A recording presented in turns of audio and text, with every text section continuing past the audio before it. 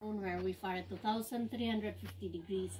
Around Sagada, we get the clay tested at that temperature. If it's good, we get it in bulk, soak it in water, we sieve it until it goes through 40 mesh. Pag lumabas doon, it's very watery. We have to drip dry for 3 to 4 months. We age it for at least 3 weeks bago ganito ang itsura niya. Hindi po pupulutin doon at pwede na dito. Kailangang i-test at i-proseso kasi hindi lahat ng lupa ay clay, hindi lahat ng clay ay pwede. So first, I have to center the clay. In order to center, you need the speed of the wheel and the pressure from the hands.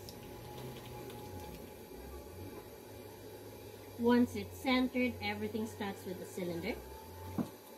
To make a cylinder, I have to pull the clay from the bottom to the top gradually.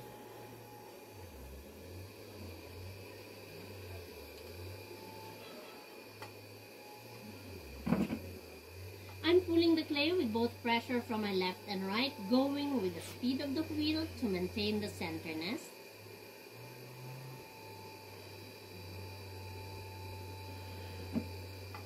Kamay ko ang mag-control sa clay, not the clay controlling my hands to keep the shape for it not to collapse. Ito po ang basic shape from here. You can make a jar, a bowl, or different shapes. Right now, mas malakas yung pressure sa loob na kamay, pushing it out to widen. Here in the middle, pressure naman po sa kaliwang kanang kamay, pushing it inwards to narrow down. Then outwards at the top to make a flower vase.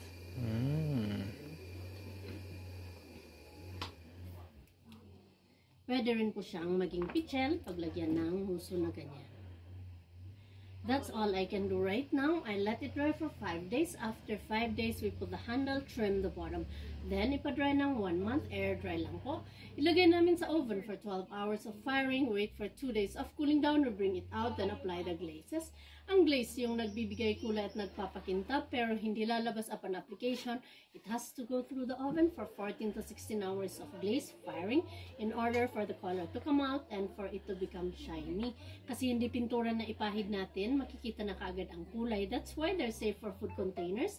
They're microwavable and the color doesn't fade. Sinong mag-try? Anyone?